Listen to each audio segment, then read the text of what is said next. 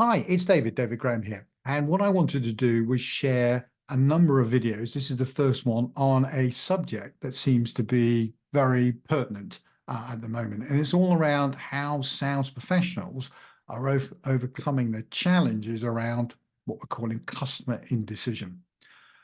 Recent reports and my experience highlight that anywhere between 40 to 60% of deals today are ending up as stalled or in that horrible category, no decision category in terms of that.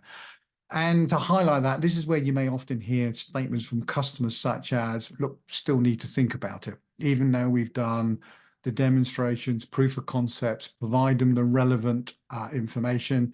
We thought as sales professionals they were ready to sign, and then we hear that statement, which is a bit of a killer.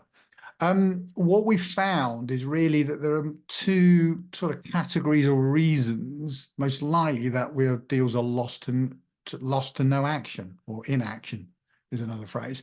The first category is what we call preference for the status quo. So this is where the customer's got that desire for things to remain as they are.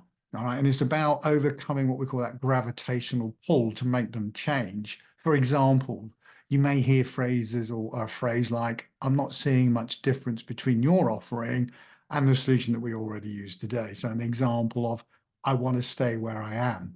The other category that we've actually got or highlighted is what we call the actual customer indecision.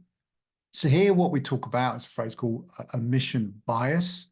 So here, this is where customers have a desire to avoid making a mistake. Again, the research work and experience has highlighted that customers are 2 to 3 times likely to make a decision that avoids loss rather than a decision that helps them realize a gain. So I suppose, in other words, what we're saying here, customers want to avoid messing up rather than missing out. And put another way, customers will often think, look, I'm not going to get fired for making no decision, but I could get fired for making the wrong decision. All right. And there have been incidences where customers are happy to move away from the status quo. They realize they need to change their solution or change vendor or partner, whatever it is. But they still won't make that decision in terms of signing on the dotted line. And what we found is there's really 3 drivers for this indecision, 3 categories. Okay, the first one is around what we call valuation. Second one is what we call lack of information. And the third one is around what we call outcome uncertainty. So my plan or proposal is to cover these in a little bit more detail in subsequent videos and other subjects around this as well. But what I'd be keen to understand now, and hopefully you will be happy to share comments, DM me if you want to, is really around, are you experiencing a high percentage of deals getting stuck or this indecision coming into play? If you've already combating those or you feel that you're in a good position, how are you going about it?